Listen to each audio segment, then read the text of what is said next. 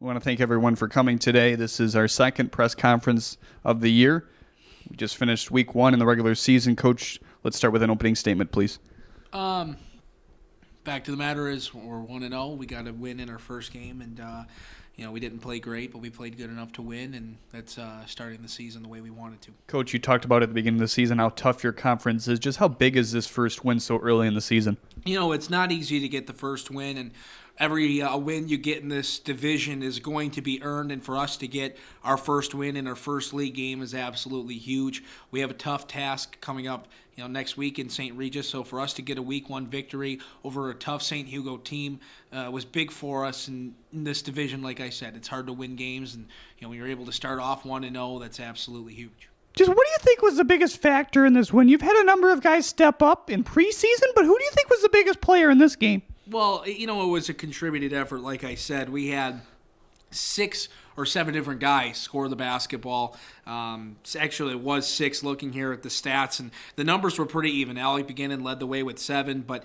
6 of the 8 guys that played in the game, got on the board, and Joe Hertel, one of them that didn't score, even had a couple good looks at the basket. So 7 out of 8 guys could have scored. It was a true team effort. You could look at it and say Alec led the way in scoring, but a guy that really made a big difference was Jeffrey Roskop. He got some big rebounds. He drew some fouls, got to the free throw line, and started the scoring for us.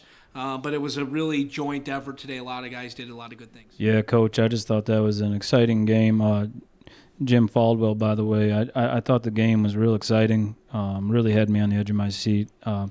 But I do not want to talk about the end of the game. I saw there were some struggles. I don't live in the past. I don't want to talk about the end of the game and some of the decisions that were made. But let's talk more about the first half and why there was no timeouts used. Well, we were exciting, Coach. Exciting game, though. By the way.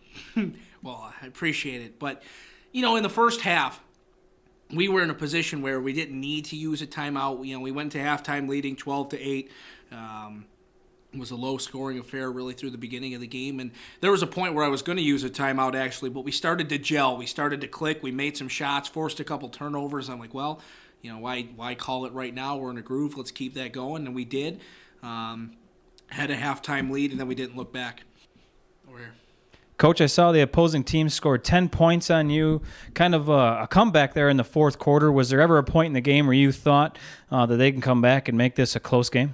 Oh, absolutely. I mean, they had a player, number 22, who was unreal. He scored 15 of their 18 points, and when we would leave him wide open, he was not going to miss. And unfortunately, we left him wide open a couple too many times, so he torched us for 15.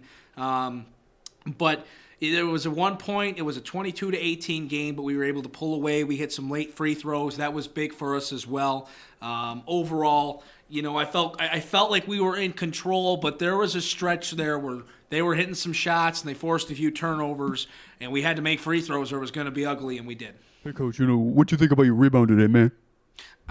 You want to talk about rebounding? It was non-existent. It was not there. It was absolutely awful, to be very honest with you. We know that. We know that we need to box out. We know we need to crash for rebounds. Has it gotten a little bit better? Yeah, but it's still not good.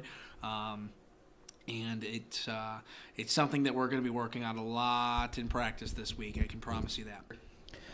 Yeah, hi, Coach. This is Coach Cochran from the Warren Daily Gazette, and I want to talk a little bit about my man, Mateo. Meticulous Mateo is what we like to call him at the Gazette. He really runs your offense, but what we want to know is, why aren't these games televised, man? This is brilliant basketball. We need to see this on Warren Closed Access TV.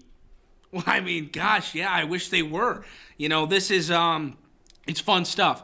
You get some people to come out to these games, and you have no idea how much they enjoy it even afterwards. I'm like, sure, you really had a lot of fun? They're like, yeah, this is a great time. So, maybe if you could help us work that out, that'd be awesome to get these things televised.